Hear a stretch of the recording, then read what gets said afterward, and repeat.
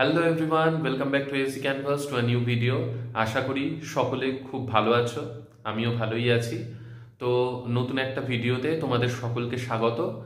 আশা করছি সকলের প্রিপারেশন খুব ভালোভাবে চলছে। আচ্ছা, তো আগে একটা ভিডিও আমি স্যাটারডেতে বানিয়েছিলাম।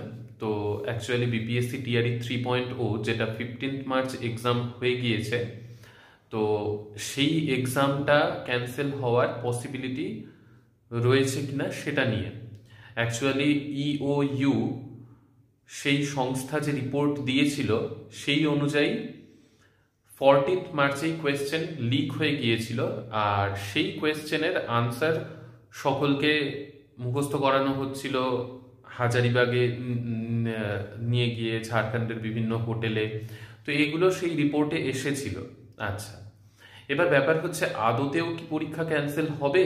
যারা অনেক খাটনি করে গিয়েছিল তারা তো অনেকেই আমাকে মেসেজ লিখে পাঠিয়েছে, দাদা যদি পরীক্ষা ক্যান্সেল হয়ে যায় আর গিয়ে পরীক্ষা দেওয়া সম্ভব নয়, এরকম অনেকেই অনেক কথা লিখেছে। সত্যিই এটা মানে খুবই স্বাভাবিক কথা। একটা এনার্জি নিয়ে একটা পরীক্ষা দিয়ে সেই পরীক্ষাটা যদি ক্যান্সেল হয়ে যায়, সত্যি কথা বলতে খুব খারাপ লাগে, স্বাভাবিক। এবার ব্যাপার হচ্ছে এখনো কিছু ফাইনাল ডিসিশন হয়নি। ইওইউ সেই রিপোর্ট দিয়েছে, কিন্তু বিপিএসসি সেটা মানতে নারাজ। কারণ বিপিএসসি আজকেও নোটিশ বের করেছে, সেখানে বলেছে যে যেই তথ্যের কথা বলা হচ্ছে সেটা যথেষ্ট নয়। আচ্ছা, আর যে পেপার লিকের কথা বলা হচ্ছে সেটা দুপুর 2:30-টের সময় যখন পরীক্ষা কমপ্লিট, সেই সময় সেই কোয়েশ্চেন ভাইরাল হয়েছে বা সকলের কাছে আনসার শিট গিয়েছে এরকম। তো বিপিএসসি এখনো পর্যন্ত সেটা মানেনি। বিপিএসসি এটাই বলেছে যে আমরা যথেষ্ট প্রমাণ না পাওয়া অবধি পরীক্ষা ক্যান্সেল করব না। তো এখনই ভয় পাওয়ার কিছু নেই। তবে হ্যাঁ, মানে কোয়েশ্চেন পেপার লিকের যে একটা ব্যাপার উঠে এসেছে, যথেষ্ট তথ্য প্রমাণ নিয়ে তারপরেই হয়তো পরীক্ষাটা যদি ক্যান্সেল হয় তাহলে হতেও পারে। এখন কিছু করার নেই। হ্যাঁ, একটা খারাপ ব্যাপার তো অবশ্যই, খাটনি করে পরীক্ষা দিয়ে সেটা যদি ক্যান্সেল হয় সেক্ষেত্রে আরও যথেষ্ট কড়াকড়ি হবে। কারণ টিআরই 1 বা টিআরই 2-তে এইরকম কোনো কিছুই হয়নি। এবার বিপিএসসির চেয়ারম্যান চেঞ্জ হয়েছে, তার জন্য নাকি এখন ভেতরের ব্যাপার। যাই হোক, সেটা আমাদের আলোচ্য বিষয় নয়। তোমরা প্রিপারেশন নিতে থাকো। যদি বাই চান্স ক্যান্সেল হয় তাহলে আবার এক্সাম দিতে যেতে হবে। অনেকের পক্ষেই হয়তো সম্ভব নয়। এখন দেখা যাক, সেটা সময়ই বলবে। আর তদন্ত এবং তথ্য প্রমাণের উপর ভিত্তি করেই সেটা নির্ণয় নেওয়া হবে। আচ্ছা, এটা গেল একটা টপিক যেটা বিপিএসসি টিআরই 3.0 নিয়ে। আচ্ছা, নেক্সট পয়েন্ট হচ্ছে এস্টেট কবে নাগাদ হতে পারে। আচ্ছা, ব্যাপার হলো এস্টেট যে 2024-এর সেই এস্টেট নিয়ে একটা দ্বন্দ্ব তৈরি হয়েছে। কারণ কালকে একটা টুইট ঘোরাঘুরি হচ্ছিল রজনীশ কুমারের। তো সেখানে লেখা রয়েছে যে সেই টুইটটাতে যে এপ্রিল মাসের লাস্টের দিকে হওয়ার কথা। এবার সেই সময় তো ভোটেরও তোড়জোড় চলবে। তো ব্যাপার হচ্ছে দেখো, এস্টেট একটু ডিলে হবে, তার কারণ বিপিএসসি টিআরই 3.0 নিয়ে এরকম একটা ব্যাপার হলো আর কি। তো এস্টেট যদি, আমি আগেও বলেছিলাম, আর 4-5 দিনের মধ্যে নোটিফিকেশন না দিলে তাহলে এপ্রিলের ফার্স্ট উইকে যা একটা চান্স আছে হওয়ার, এপ্রিলের ফার্স্ট উইকের মধ্যে যদি হয়ে যায়, 4 থেকে 5 দিনের মধ্যে বা 3-4 দিনেও কমপ্লিট করে নিতে পারবে যদি চায়। আর যদি সেটা না হয় একান্তই, তাহলে ভোটের পরেই হওয়ার চান্স রয়েছে। কারণ এটা নিয়ে অনেকেই অনেক জিজ্ঞাসা করেছে যে দাদা এই এস্টেট হবে কিনা ভোটের আগে।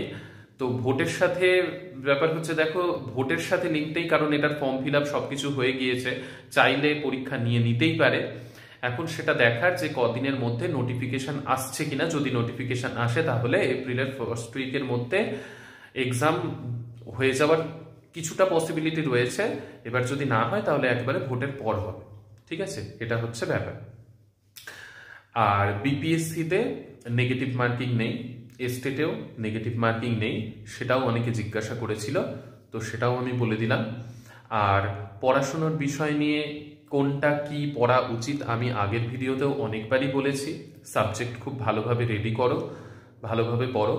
আর জেনারেল নলেজ বা জেনারেল সায়েন্স এই পার্টগুলোর জন্য লুসেন্ট যদি ভালোভাবে পড়া থেকে থাকে কারো আগের থেকে, বা নতুন করেও কেউ যদি পড়তে চাও ধীরে ধীরে পড়তে পারো। আর বিপিএসসি মেইনস এক্সাম সেটা অগাস্টে হবে কিনা সেটাও অনেকের সন্দেহ, তো আগে স্টেটটা হোক, তারপরে হওয়ার তো চান্স রয়েছে, যা টাইম দেওয়া আছে সেটাতেই আগে এখন স্টেট হোক। স্টেটের পরেই বোঝা যাবে যে স্টেট যদি ডিলে হয় তাহলে বিপিএসসি ডিলে হবে কিনা, সেটার কিছুটা লিঙ্ক তো রয়েছে। এবার দেখা যাক কি হচ্ছে। আর তারপর বিপিএসসি টিআরই 3.0 এরও বাকি এক্সামগুলো 9, 10, 11, 12 যেগুলো বাকি রয়েছে সেগুলো তো এপ্রিলে হওয়ার কথা। এখন পুরোটাই অফিসিয়াল নোটিফিকেশন না আসা অবধি পুরোটাই একটা দ্বন্দ্বের মধ্যে রয়েছে, কারণ বিপিএসসি টিআরই 3.0 এর এক্সাম রিলেটেড একটা কনফিউশন তৈরি হয়েছে বলে। আর অনেকে আবার এটাও জিজ্ঞাসা করেছে, দাদা টিআরই 3.0-তে আমরা বসতে পারলাম না, এটা কি ঠিক হলো? দেখো তোমাদেরকে একটা কথা বলি, টিআরই 3.0 যেটা অগাস্টে হওয়ার কথা ছিল সেটা তো আগে হয়ে যাচ্ছে। অ্যাকচুয়ালি এটা সাপ্লিমেন্টারি এক্সাম হচ্ছে। অনেকে কালকে আমাকে একজন ফোনও করেছিল, তাকে আমি বুঝিয়েওছি ব্যাপারটা, তো আমি ভাবলাম ভিডিওতে আজকে তোমাদেরকেও একটু বুঝিয়ে দিই। এটা নিয়ে মন খারাপ করে তো কোনো লাভ নেই, বা মন খারাপ করার তোমাদের কোনো কারণও নেই। তার কারণ হচ্ছে টিআরই 2.0-তে আমাদের সাথে যারা এক্সাম দিয়েছিল, এখানে ওয়েটিং লিস্ট বলে কোনো লিস্ট বের করা হয়নি, কিন্তু টিআরই 1-এ সাপ্লিমেন্টারি রেজাল্ট বের করা হয়েছিল। তো টিআরই 2-তেও উচিত ছিল, তো সেইখানে টিআরই 2.0 এর সাপ্লিমেন্টারি রেজাল্ট কোনো বের হয়নি। তো অ্যাকচুয়ালি টিআরই 3.0টা টিআরই 2.0 এরই সাপ্লিমেন্টারি এক্সাম হিসেবে নেওয়া হচ্ছে।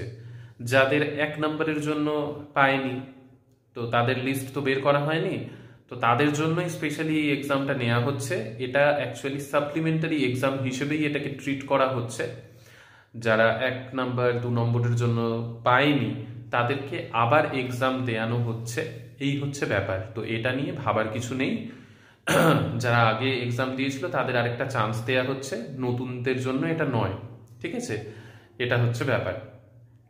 তো যা যা কিছু ডাউট ছিল আমি সেগুলো তোমাদের সামনে তুলে ধরলাম। আর যদি নতুন কিছু ডাউট থেকে থাকে অবশ্যই ভিডিওর কমেন্ট সেকশনে লিখবে, আর কেমন লাগছে সেটা জানাতে পারো ভিডিওর কমেন্ট সেকশনে। আর ঠিক আছে, নেক্সট ভিডিওতে তোমাদের সকলের সাথে দেখা হচ্ছে। ভিডিওটা ভালো লেগে থাকলে লাইক, শেয়ার, সাবস্ক্রাইব করে দিও। বাই।